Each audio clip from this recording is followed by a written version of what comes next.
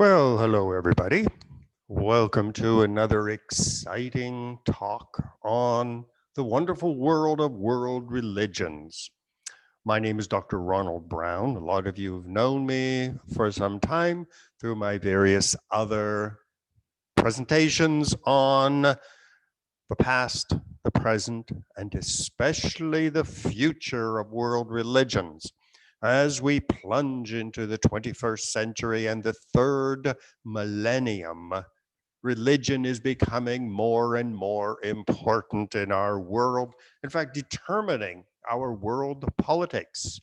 My great professor at Harvard, Samuel P. Huntington, in his book, The Clash of Civilizations, as I'm sure most of you have read, predicted that the 21st century was going to be a century of religious warfare. So what I'm doing is sort of giving background to various religions, showing what elements were important in the past and the present, and will be especially important in the future. Our topic for today is the evolution of Judaism from Abraham to today.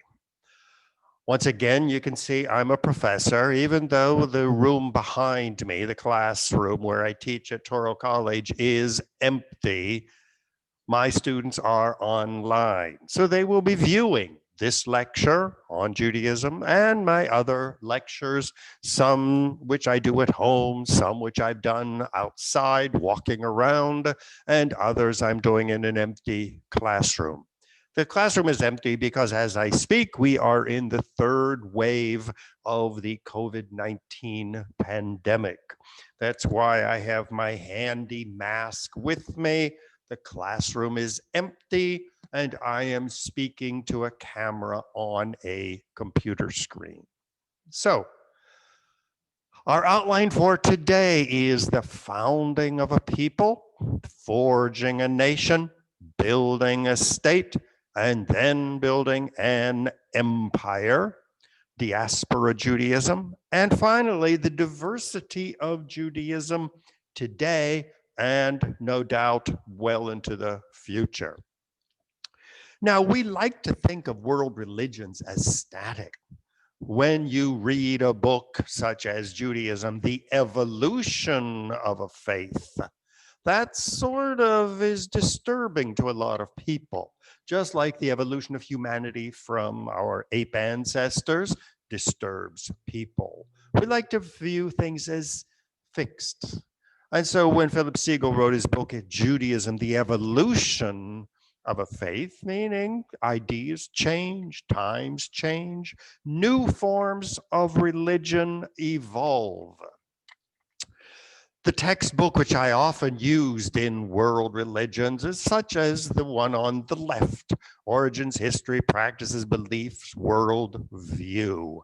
And it presents religions as fait accompli, something that exists, something that was created, and something which doesn't change all that much. If you ask what a Catholic believes, they will spout off the usual stuff, but they tend to ignore the fact that just like our ancestors, religions are a constantly evolving phenomenon. So when we have the book by Alex Shelby on the right, The Evolution of Religion, it disturbs people when we say that did our ape ancestors have some kind of religion?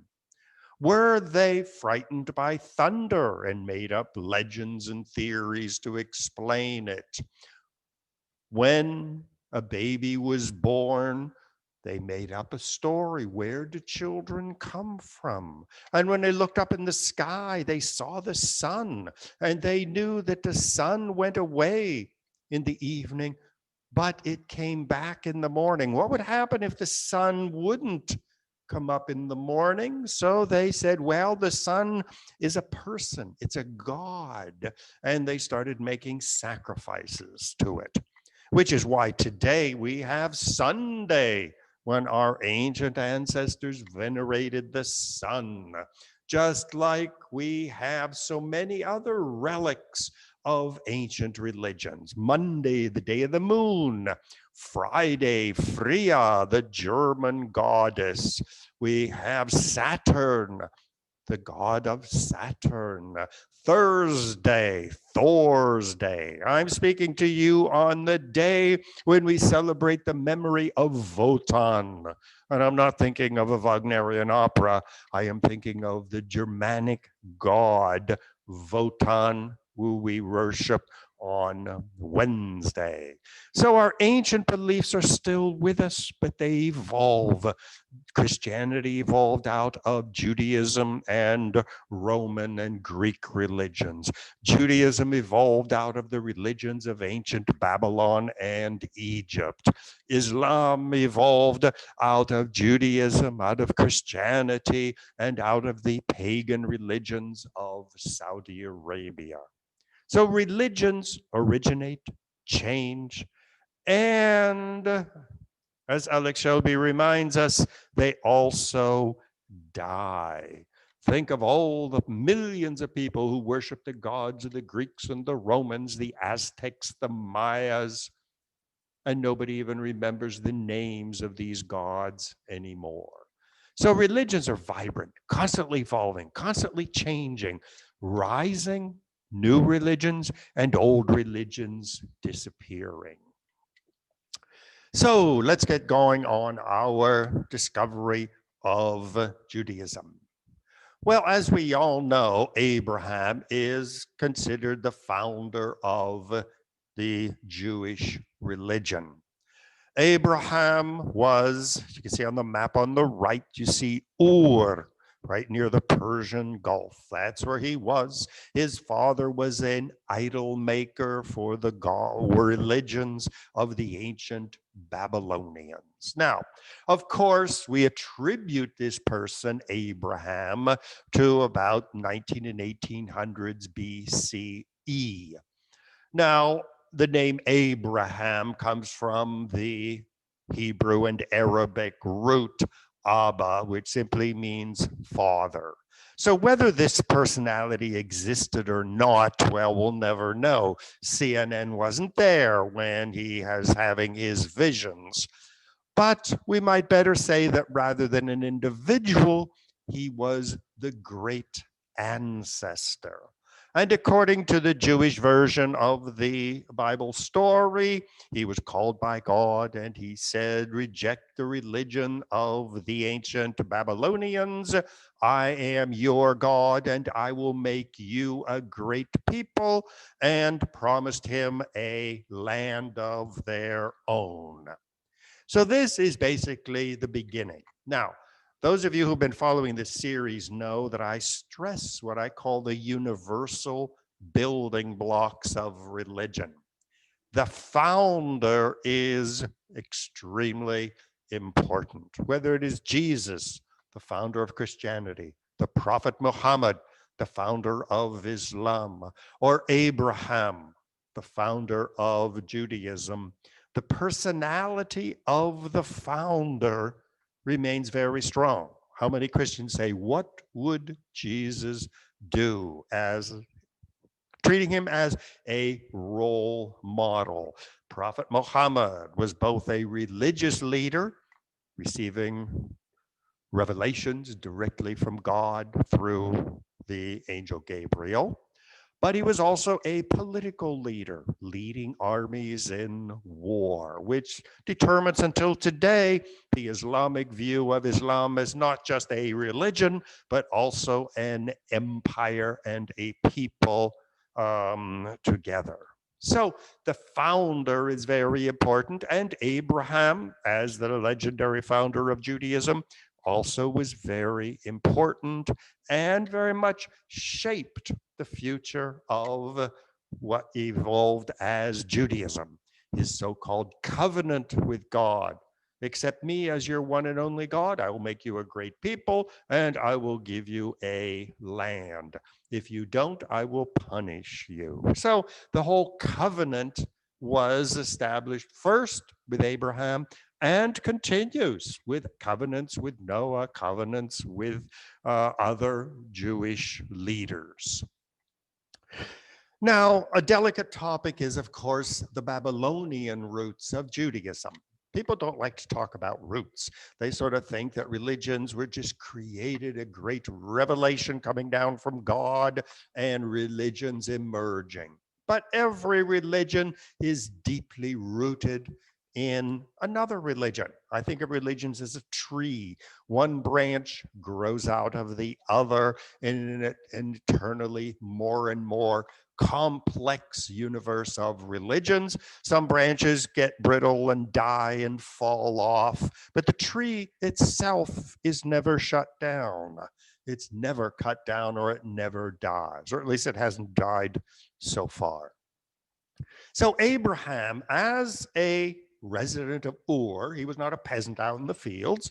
His father and himself were trained as idol makers for the temples of Babylon, meaning they were artists, they were architects, they knew Babylonian theology, they knew Babylonian myths, because they were part of the religious establishment.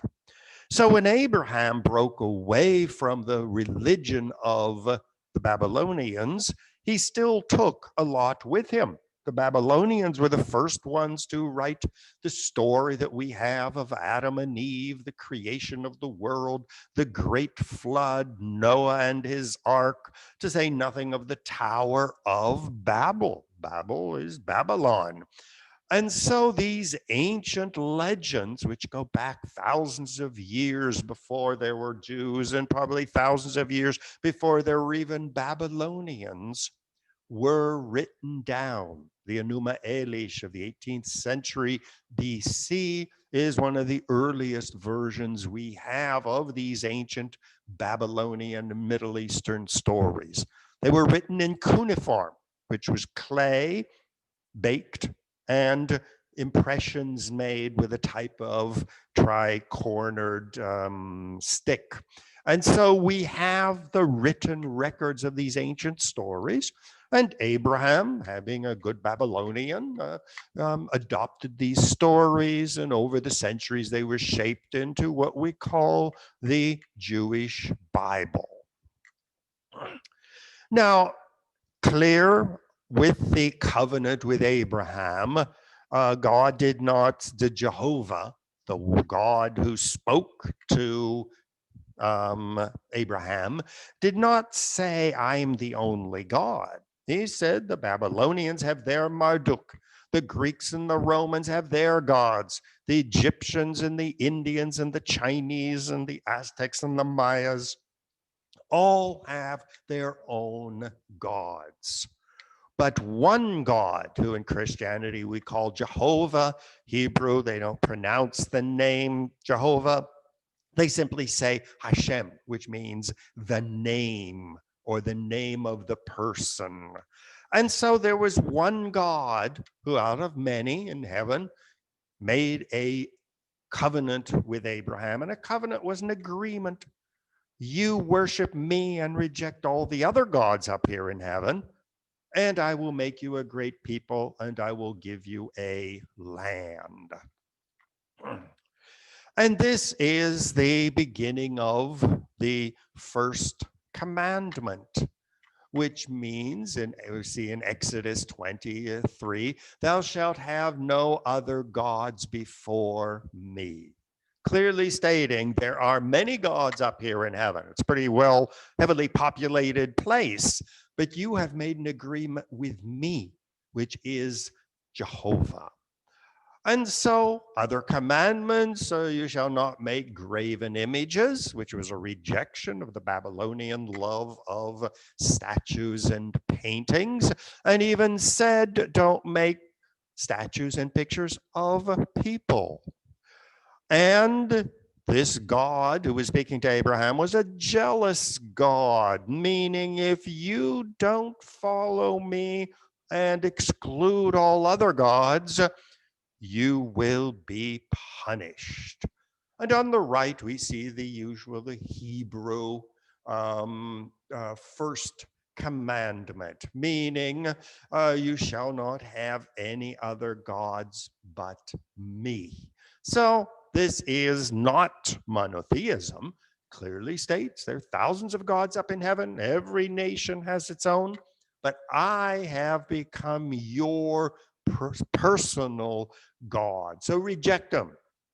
And it's not saying that Jehovah is superior to the others. He's just saying he's one of many. Make an agreement with me. I'll make you rich and famous. You worship other gods. I will punish you. Now, we call this monolatry, meaning there are many gods, but only one will be worshiped by me. And the Hebrew, under Abraham and the evolution of Judaism, said he was nameless. They did not call him Jehovah. Even a lot of Orthodox Jews won't even write the word God. They use a hyphen between the G and the D. But the God was personal. He was a guy up in heaven talking to Abraham, making deals, a wheeler and a dealer. So this was a very personal God, not some distant God. And this God made agreements with Abraham and later on what we call covenants. So this was a rather interesting approach to the God, which evolved in early Judaism. But of course, just one of many gods up in heaven. And so the covenant with Abraham was, you worship me and only me and reject all the other gods, I will make you a great nation, and I will give you all the land stretching from Egypt to the Euphrates. And as a sign of this special agreement, this special deal between Jehovah and Abraham, all boys will be circumcised.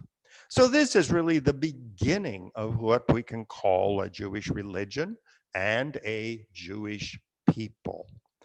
And this remains very much alive today. Jews still consider themselves a people, the chosen people. And as we see in the news today, constantly expanding to take over the land from Egypt to the Euphrates.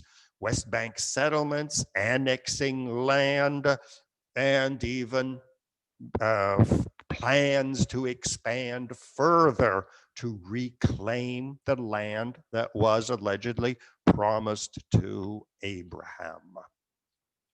Well, the land that eventually the Jews considered to be theirs was the land of Canaan. When we look at the map on the right, you see Africa and Europe, there's Turkey and Saudi Arabia, and you see that little stretch of land, which is the land of Canaan, with Jerusalem in the middle, Phoenicia to the north, Arabia to the south. This was the crossroads of empire. When Babylon on the right got big and powerful and had its armies, it came swooping down and conquering all of Phoenicia and Israel and the land of Canaan. When Egypt got strong, it came surging away from the Nile River across the Sinai Peninsula, and it too would conquer Israel, Canaan, Phoenicia. When both Babylon and Egypt were strong, they battled in the land of Phoenicia and Canaan and Israel over control of this highway. So in ancient times, the land of Canaan was the I-95 of the United States, the giant highway going the whole way along the East Coast from Maine down to Florida and down to the islands. So it was a major crossroads. Now, this was probably the biggest mistake the Jews ever made, identifying this little area as their Holy Land. It was strategic, it was important, but it was coveted by everybody. Now, if Abraham would have decided that his homeland was somewhere up in Russia or in the middle of Africa, probably would have had resistance as well from the indigenous people. But when they chose the land of Canaan, They knew they were in for a rough time. So a people was born through the covenant of Abraham. And as we see in Genesis, in Breshit, we'll make a great nation, and all the children of Abraham would be blessed. So we have not only a religious definition of the early Jews, but also a racial or an ethnic definition. Judaism was passed through Abraham and through the father. So it was a racial thing. Remember, Moses his wife was an Ethiopian woman, a pagan woman, and married Moses, but his children were Jews because it was passed through the father. Now, today, with the evolution of Judaism, it has switched to passing through the mother. But here again, just an example of the evolution of Judaism. It was only around 70 AD, or in the diaspora, that Judaism switched from passing Judaism through the father to passing through the mother. Today, Reform Jews say passing through the mother or the father. So here again, we see the whole definition of what is a Jew, who is a Jew, is also a object of evolution. Eventually, 12 distinct tribes emerged. As we know the story of Moses, we can call him the second founder, also made a covenant with God, got the 10 Commandments. And as they wandered in the desert, all of the Hebrews and the other slaves who had escaped with them from Egypt intermarried. And after 40 years, you already had another generation born who didn't much remember Egypt, and they were a distinct people, but still divided into 12 distinct tribes. Now, we know of Abraham that he was born in Ur and traveled and went down and ended up in Egypt, passing through the land of Canaan, and the whole story of the Abraham's journey. Well, after Egypt, the 12 tribes emerged, and they became what we call the Hebrew people or the Jewish people today. Now, once we have 12 tribes, we have a people. We still have 12 tribes. They were going to war against each other. They very often hated each other more than they hated the Babylonians or the Egyptians or the inhabitants of the land of Canaan. Well, forging a nation out of 12 tribes is a major step in the evolution of Judaism. Here again, we have a pivotal figure like Abraham, who so strongly influenced early Judaism of the tribes. It was Moses who influenced the creation of a nation, a united people. Now we all know the story of the legend of the miraculous birth and Moses being raised by Egyptians as a prince. Religious leaders are never low-class, unimportant people. I mean, Abraham was among the elite in Ur, in theology and in religion. Moses was raised as a prince, was used to commanding and being followed. Muhammad was the member of an important tribe, and his wife was extremely wealthy. Jesus was not a peasant in the fields. He was from the town of Nazareth. His father was a carpenter, so he knew how to read and write. He knew mathematics. He was a member of the Carpenters Guild, or its equivalent back then. So Jesus was not some poor little unimportant kid. Religious leaders always come from the ruling elite, those who are used to ruling. Well, it was under Moses that the 12 tribes were wielded into a nation, even though they still maintained their identity as individual tribes, but they started feeling that they belonged to one people.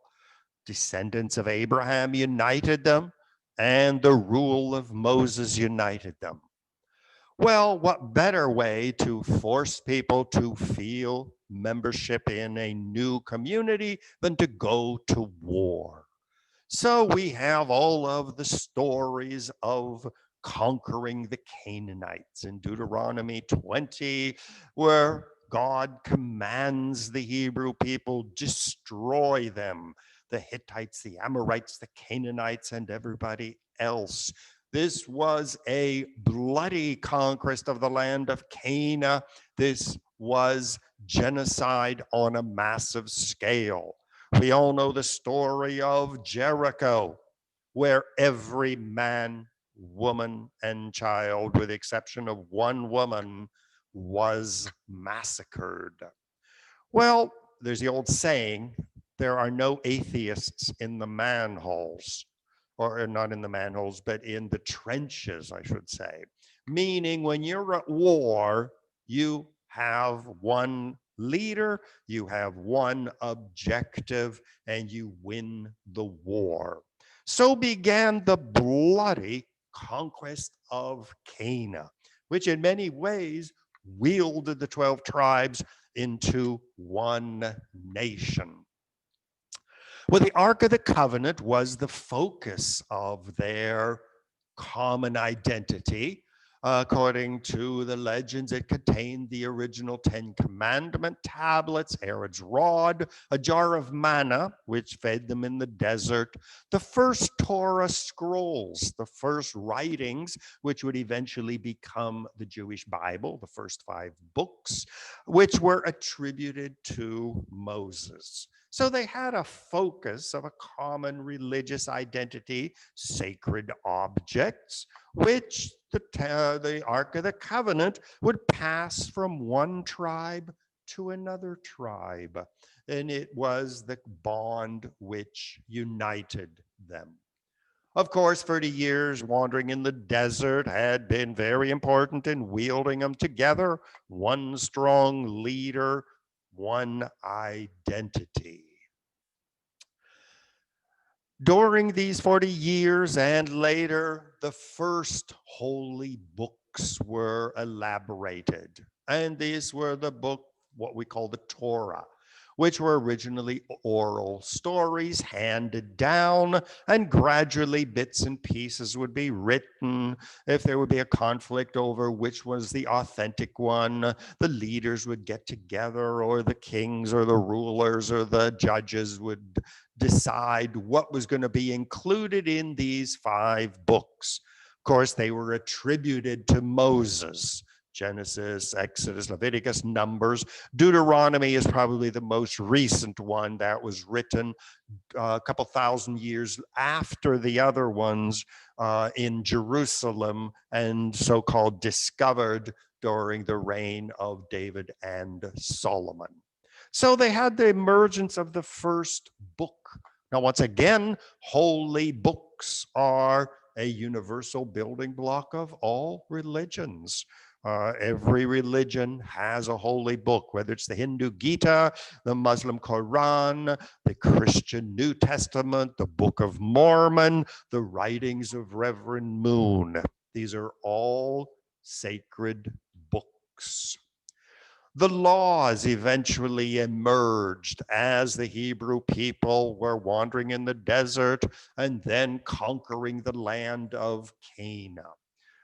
Certain rules regarding what to eat and what not to eat, holidays, both of these are universal building blocks of religion. Every religion has something to deal with food, whether it is the Christian Eucharist, whether it is fasting from food, whether it is the Muslim halal or Hindu vegetarianism. Holidays were prescribed, another universal building block. Clothing, whether you wear a yarmulke or a headscarf or monk's garbs or priestly garbs, clothing was important. Men should keep their head covered. Circumcision became a mark of the Hebrews already under Abraham. Worship, holy days, another universal building block, the beginning of the Sabbath, Friday night and Saturday. Marriage laws, how many wives you were allowed to have. Leaders, and the 12 tribes, you had the judges, who were the leaders chosen in a time of crisis to temporarily lead the people in warfare. And work, all kinds of rules and regulations regarding what it was permitted to do on the Sabbath and what it was not. Rules regarding the harvesting of crops. All of these laws emerged, which once again bound the 12 tribes together. The first priests emerged. Already the brother of Moses, Aaron, was called upon to lead the religious worship, whether it was sacrificing animals or preaching. This was the beginning of a clergy, still another universal building block of a religion, whether it's the Pope or the chief rabbi of Israel or the Caliph of Islam.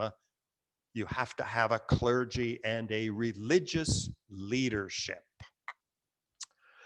Well, with Joshua, Judaism entered a new stage. And this was no longer a people, descendants of Abraham.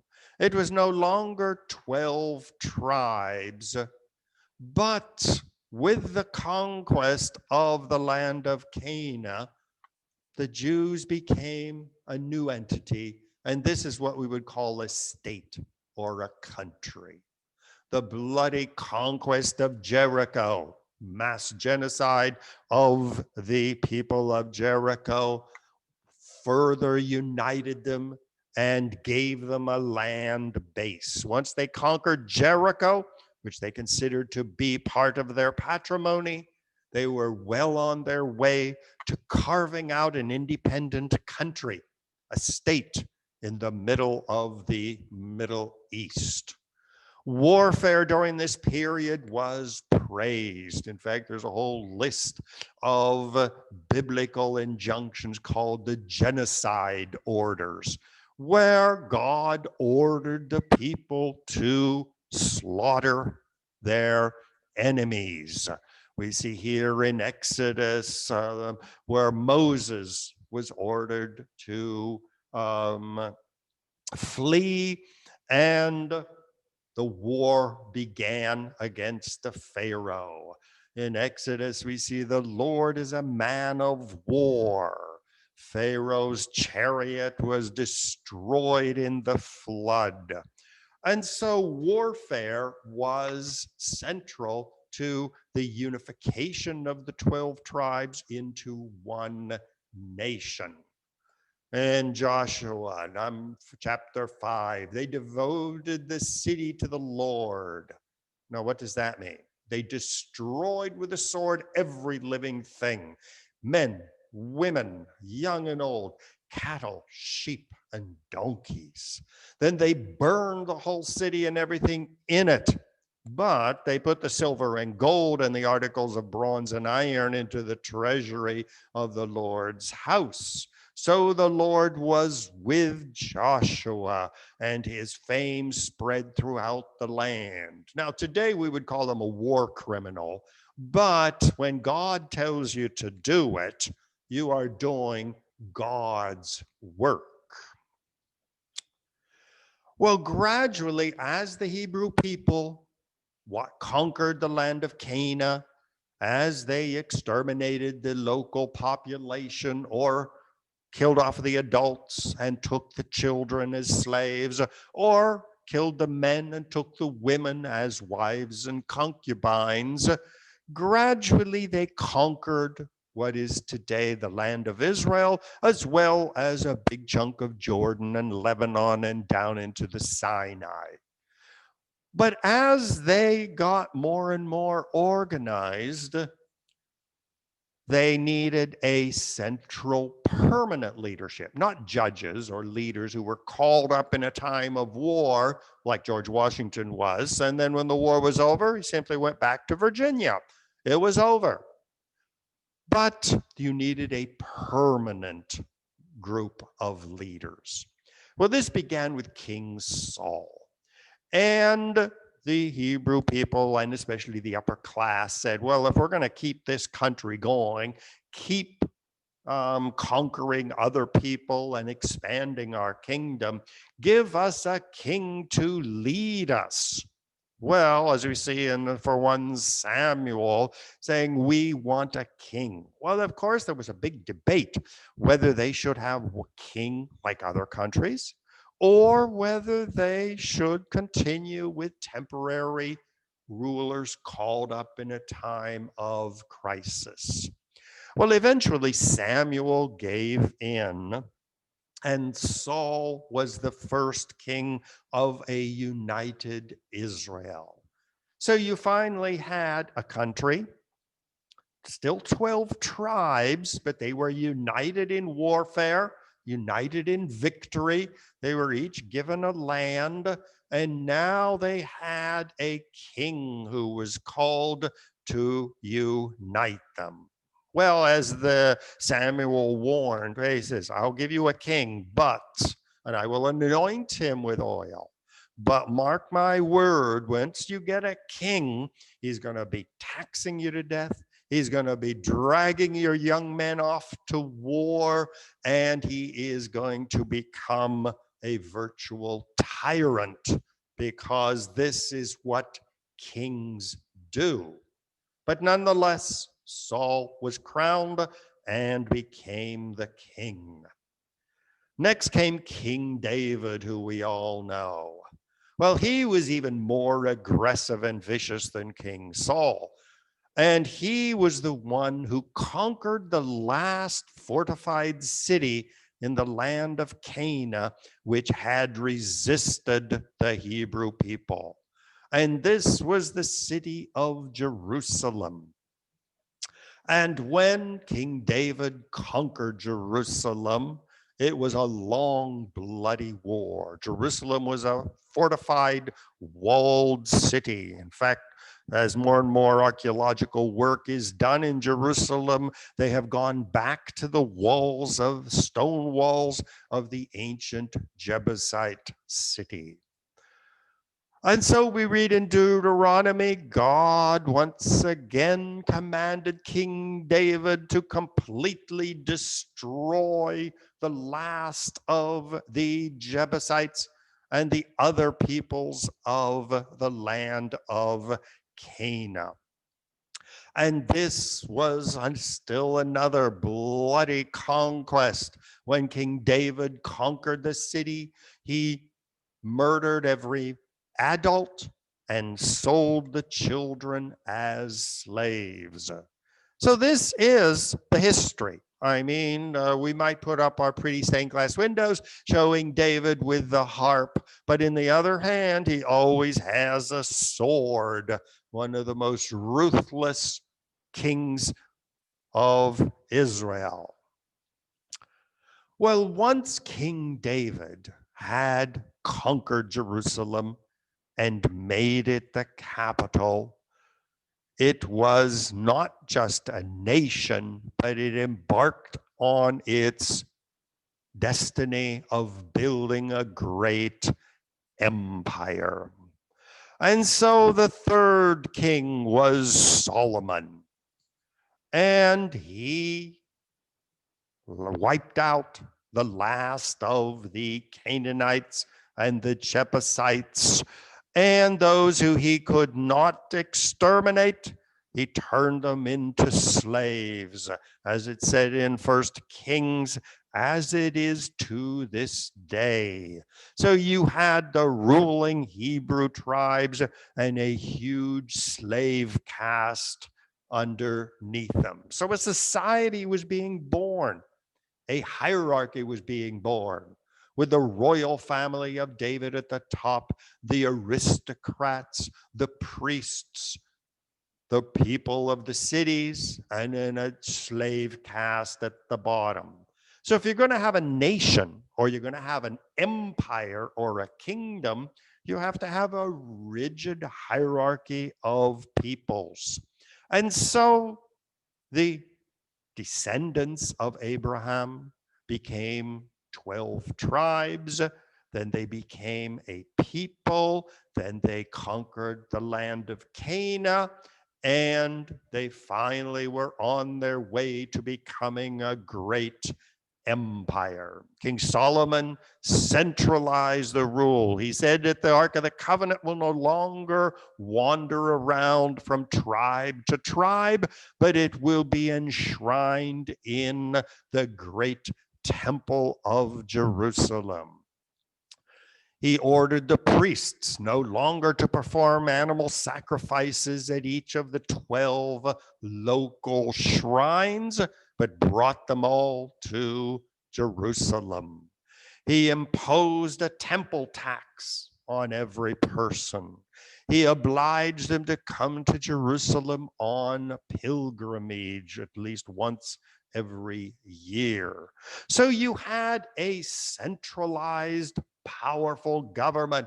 Solomon's armies went marching off to war, and exactly as Samuel had warned, Solomon was taxing the people to death, dragging their young men off to war, and was destined to create an empire. And anybody who opposed him was ruthlessly massacred, because Solomon believed he is doing the work of God.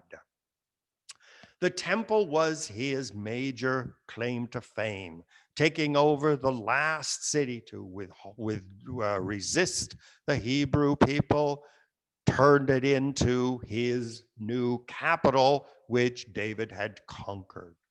The 12 tribes were now being united into one empire, one king, one kingdom, one capital city, one temple in Jerusalem, one priesthood, one temple sacrifice, no more sacrifices at regional shrines, pilgrimage and temple tax. This was a centralized empire. Powerful army, rich, and a magnificent temple to celebrate this new kingdom. Well, of course,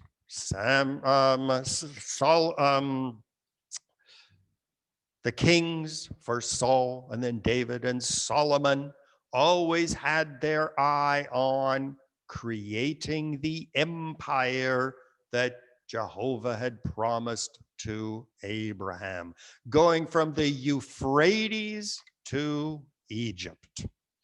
Well, we see on the map on the right, Gaza, we still see the Philistia, never was conquered by the Hebrews. It always remained independent, where we get the name Palestine and the Palestinians.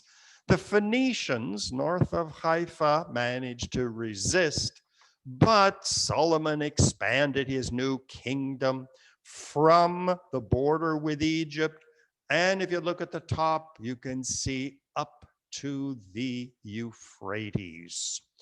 Well, once you start building a giant empire, well, of course, the two big empires in the neighborhood, look at the map on the right, Babylon and Egypt, were not thrilled to see this new upstart kingdom,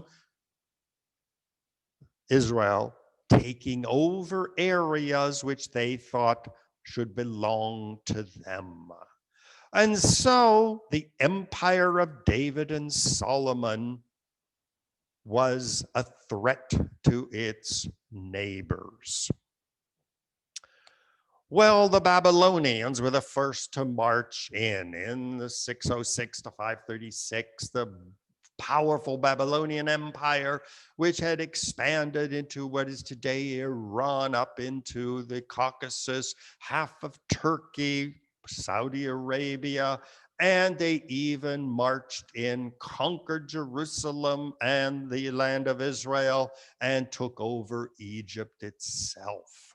Famous King Nebuchadnezzar of Babylon. We all know the great story of the hanging gardens of Babylon. I mean, Babylon became the greatest and most powerful city on the face of the earth. So even the empire of Saul, David, and Solomon was not able to resist the power of a rising Babylon. Well, the result was what we call the diaspora. Diaspora means simply the people living outside of their homeland. We have the African diaspora, Africans scattered all over the world, Chinese growing diaspora, the Muslim diaspora.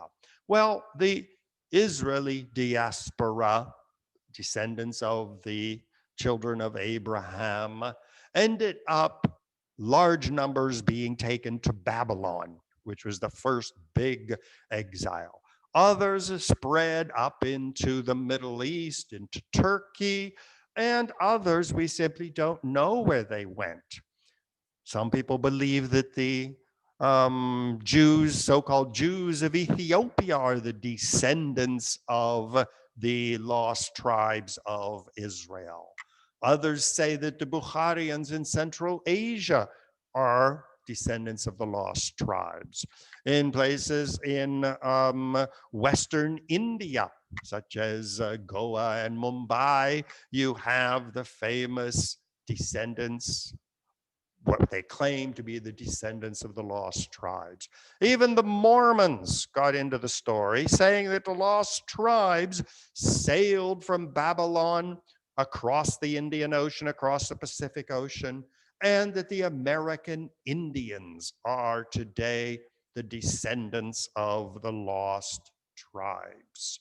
Well, of course, everybody's still looking for the lost tribes. Many people claim to be the lost tribes, but the population of the land of Israel, Judah, Samaria, and all of that were largely sent into exile. Well, eventually they, under the Persians, they were allowed to return, and we know the famous King Herod story, who rebuilt the temple. And this is the so-called Second Temple. On the right, you see the so-called wall, the Wailing Wall or the Western Wall, which is claimed to be the last remnant of the Second Temple.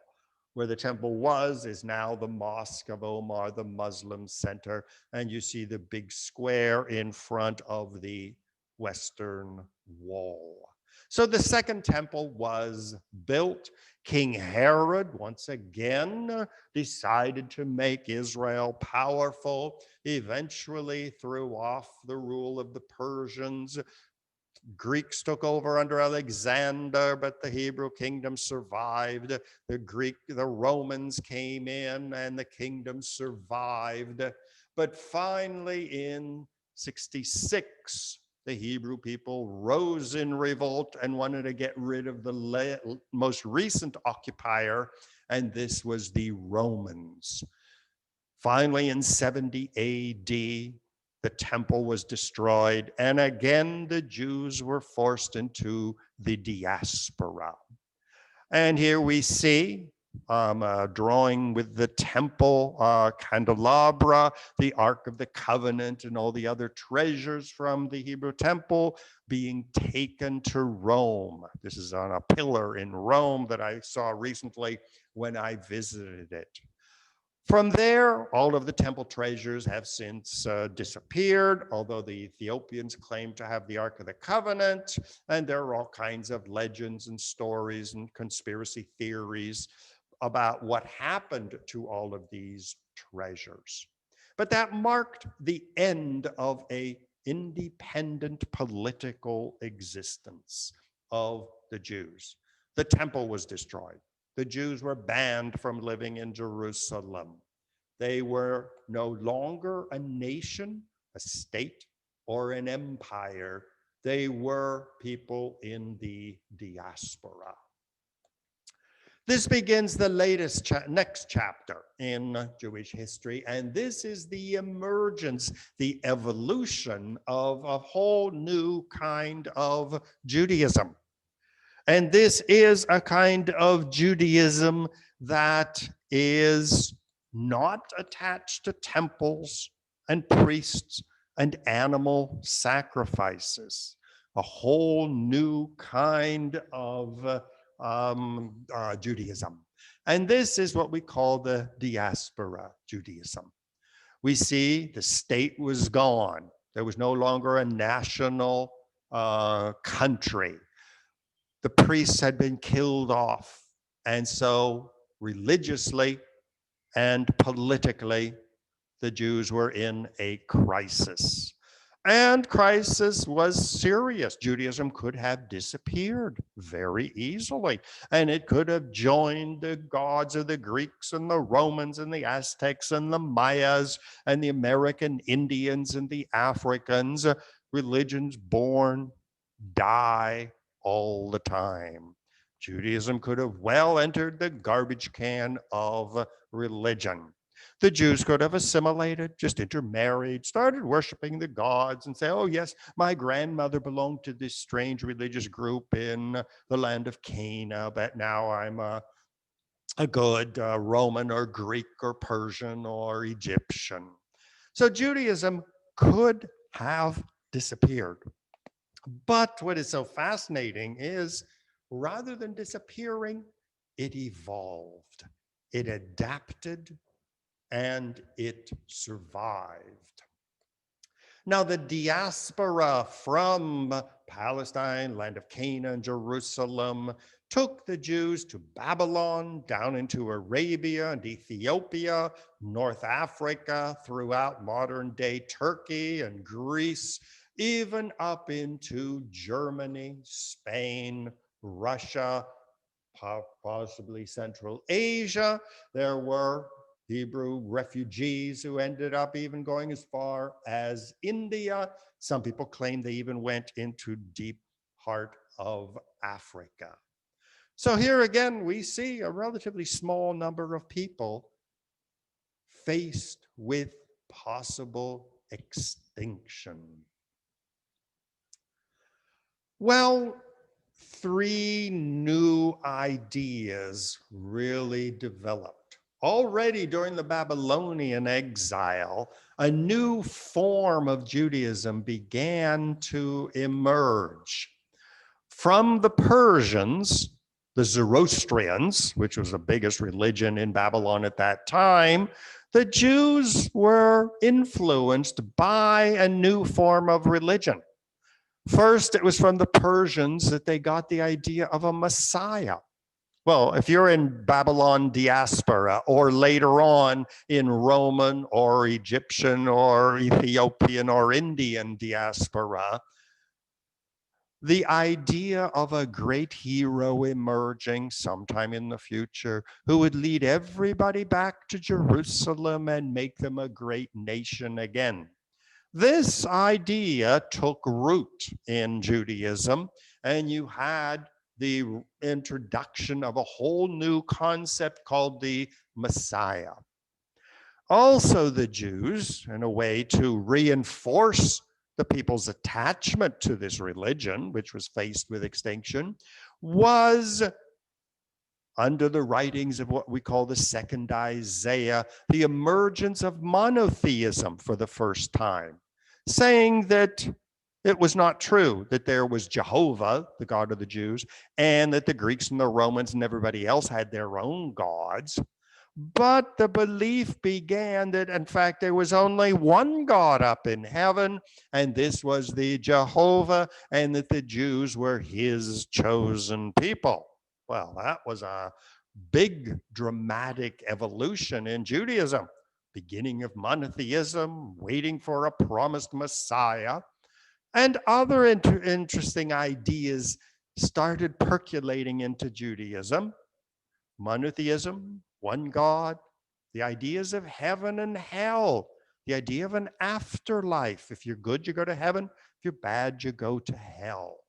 So already in Babylon, a lot of these ideas began entering into Judaism.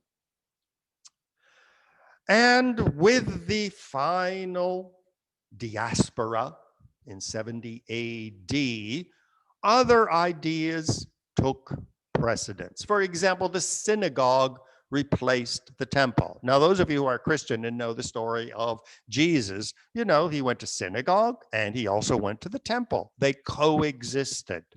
But in the diaspora, there was no more temple.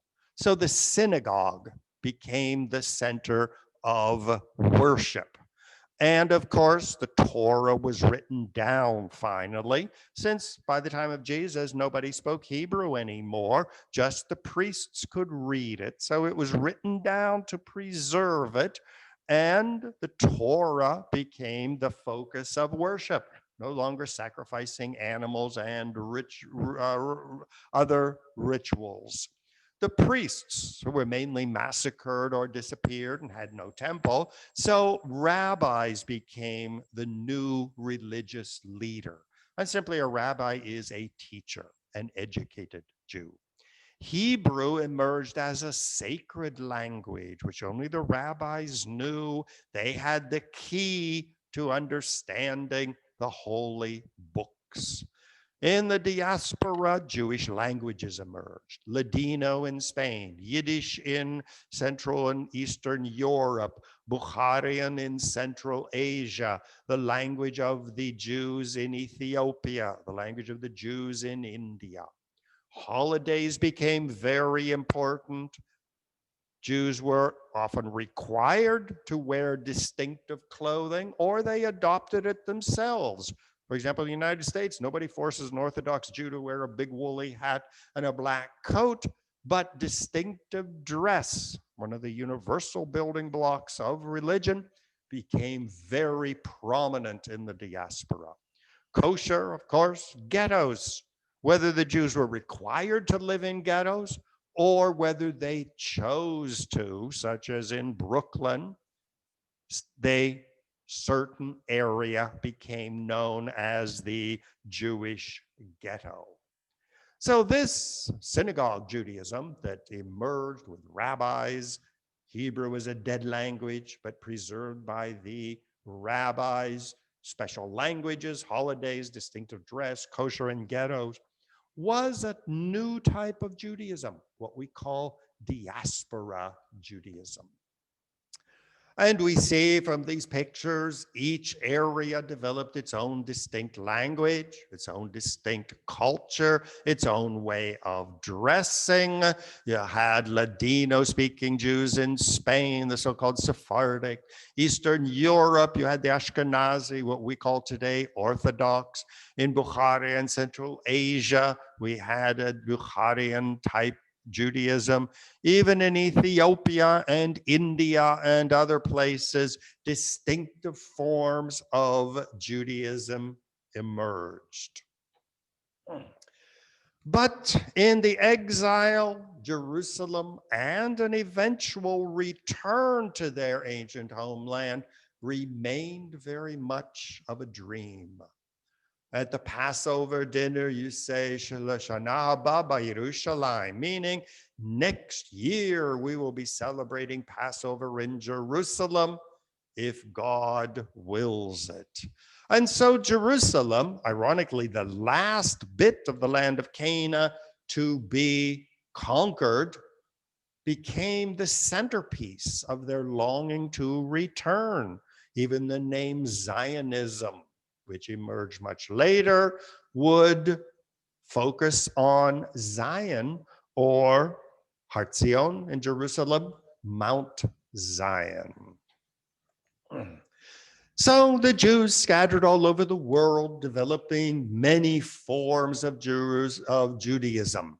You see the Jews in Spain, a golden age of Jewish Jews in Spain, where they had their language, their culture, their poets, a golden flowering of Judaism, until they were expelled or forced to convert in 1492, and then spread throughout the Mediterranean and the Balkans, and the whole way up to Netherlands. Below that, we see Congregation Sherut Israel, Sephardic Synagogue from Spain by way of Holland, built the first synagogue in New York City in 1654. On the right-hand side at the bottom, we see the current Sherut Israel, built in the early 1900s, the Sephardic Synagogue. Of course, when they would settle somewhere, very often they had problems. In Spain, they were expelled because they sided with the Muslims against the Christians, ended up losing the war, and as a defeated population, were either expelled or forced to convert to Christianity. So you had expulsions in England back in the 1200s, where the Jews got too powerful in banking and other industries and ended up suffering the consequences. So conversions, inquisitions, expulsions became the status of the Jews. Many Jews settled in Poland and Germany. And the picture on the right, we see the Pale of settlement where the Jews of Eastern Europe were required to live. Very often, such as in Poland, the Jews were welcomed. When Poland was getting organized and had its first kings, the Jews were the doctors, the lawyers, the administrators, the architects. They were a preferred refugee population.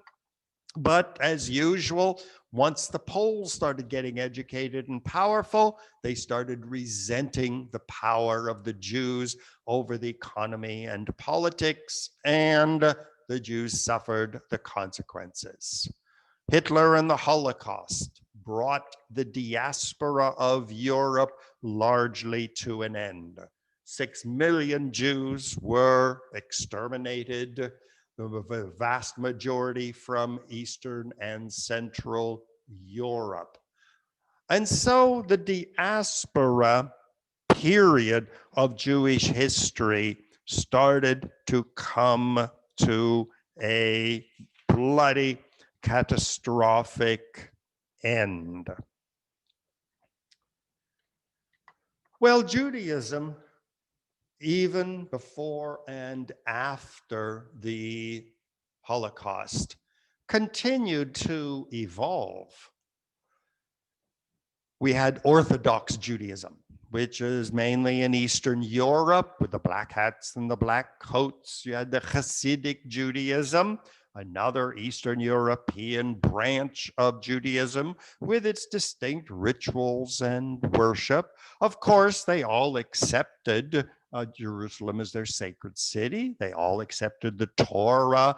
They had synagogues with rabbis, but yet they divided into various branches. The Hasidic Jews celebrating the emotional aspect of Jerusalem, of Judaism, with dancing and happiness, whereas the Orthodox were much more scholarly, sitting in the synagogue, studying the ancient texts. Reform and conservative Judaism emerged in Germany and Western Europe, and especially the United States, which said Judaism should enter the modern world, dress like other people, eat like other people, drive your car to the synagogue, men and women sit together, forget these crazy old dead language of Hebrew, translate everything into English or German or French. Forget about some ancient homeland we had 2,000 years ago in the Middle East and become 100% American. So you could be an American, you could be Catholic, Lutheran, Mormon, Baptist, Jewish, or whatever, but you were first and foremost American, and Judaism was a religion. Reconstructionist was another branch of Judaism.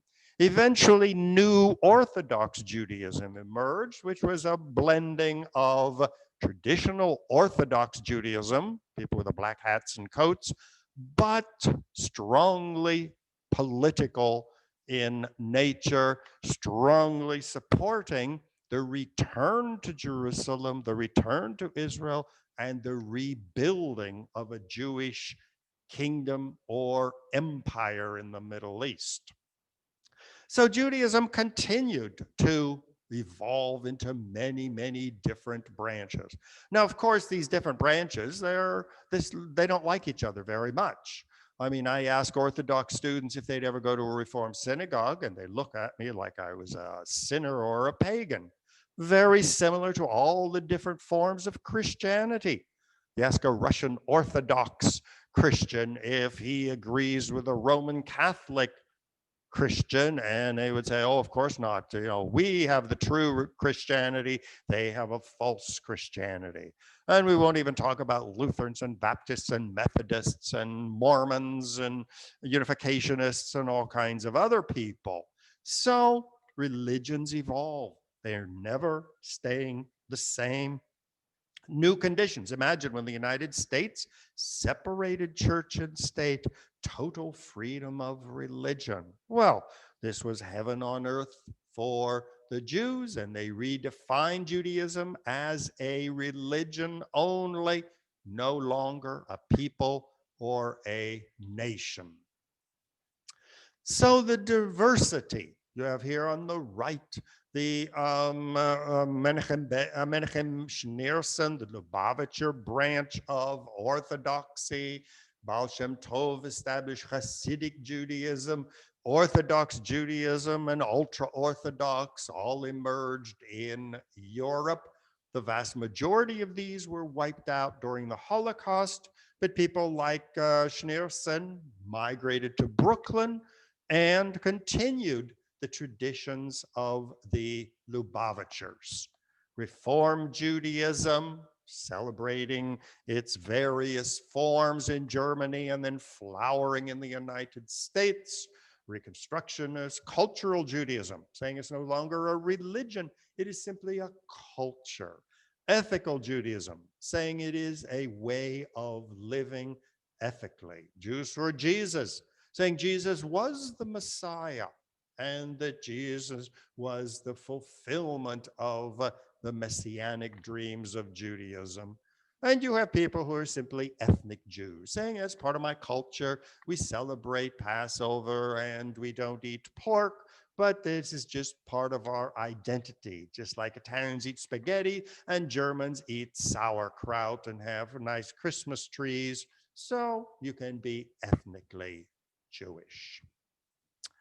Well, another evolution, very important step in the evolution of Judaism, was the rise of still another type of Judaism, and this was Zionism. Theodor Herzl's famous book, The Jewish State, of 1896.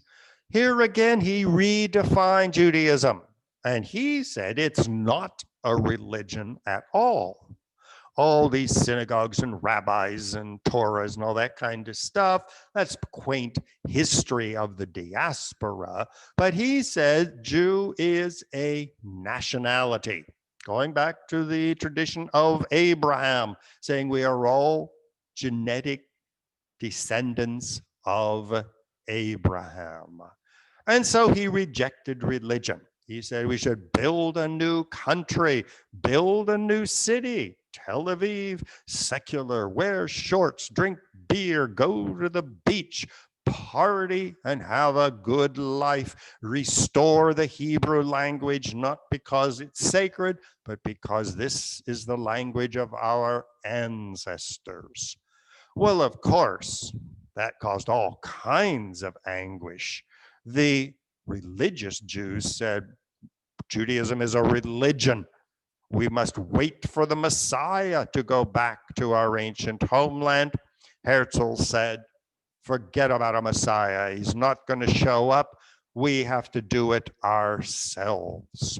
The Reform Jews of Germany and France and America said, we have no plan to rebuild an ancient kingdom in the Middle East. We are 100% loyal Americans, loyal Germans, loyal Argentinians. So this is another evolutionary stage in Jerusalem and like in Judaism. Now, like all these other branches, they could have died out. I mean, Orthodoxy could have completely disappeared with the Holocaust, but yet enough survived so that in places like the United States, they were able to rebuild their Orthodoxy from Eastern Europe. Well, Herzl's dream became a reality. He insisted that their new homeland was going to be in what was then Palestine in 1947, ruled by Great Britain. The UN decided that they would support this Jewish state. You see the map on the left, which was what the UN planned. The yellow areas would be the Palestinian state, and the orange areas would be the Jewish state. Well, the Palestinians and the Arabs were not willing to carve up Palestine and went to war. Israel won the war, and the map in the middle shows 1949, the area that Israel took, occupied, and generally expelled the Christian and Muslim Palestinians to the Gaza Strip, to the West Bank, and across the river to Jordan, Syria, Lebanon, and Egypt. In 1967, Israel went again, was attacked by the Syrians and the Egyptians and Jordanians, defeated them and conquered the Sinai Peninsula, the West Bank, big chunk of Syria, and the Gaza Strip. Once again, this was a glorious moment for Israel. It was well on its way from the Nile to the Euphrates. Well, Israel was eventually gave up the Sinai Peninsula, but it was allowed to keep the West Bank and the Golan Heights. And it is now busily rounding up the Palestinians, putting them in walled compounds in the West Bank and taking over most of the West Bank. And it's possible that they'll just simply annex it, and that will be the end of a Palestinian state, but still, it's an open question. So this branch of Judaism, the Zionist branch, proved very successful, especially after the '67 war. Many Jews flocked to Israel. I arrived in the early '70s when it was Greater Israel. Sinai, Israelis were building settlements in Sinai, all over the West Bank, all over the Golan Heights, and many people said this is a recreation of the empire of Solomon. But still, the Jewish diaspora remained very vibrant. Jews in America, even those who started supporting the state of Israel and saying, well, I can be both American and Israeli, or the Jews in Argentina saying you can be both Jewish and be a loyal supporter of Israel and a loyal supporter of Argentina. Of course, there were many controversies. At the bottom on the right, you see, Je suis juif de France, meaning I am a French Jew. I have no intention of going to Israel. I am a loyal citizen of France. Now, not all Jews agreed. Famous Jonathan Pollard story, where it was an American Jew who switched sides and started working for the Israelis as a spy. And in fact, as I speak in December 2020, he had just been left out of jail. And that was a controversial thing because it was an American Jew who started working as a spy for Israel. So with the establishment of the State of Israel, the diaspora has been put in a very delicate position. The bottom left, you see our famous Jared Kushner, who is, many people say, hiding behind the curtain and pulling the strings in Washington, turning Donald Trump's administration into an Israeli administration. So the situation today and into the future is very precarious. Will the diaspora continue to exist and thrive?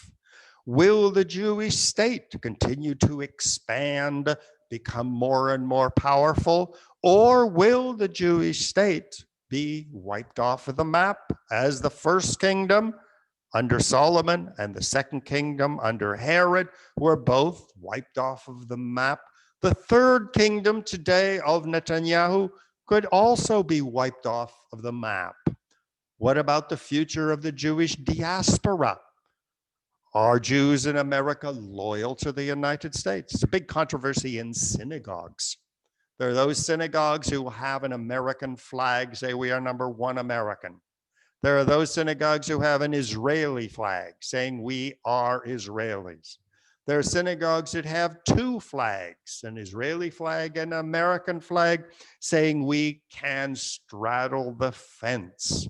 But it is a very precarious situation.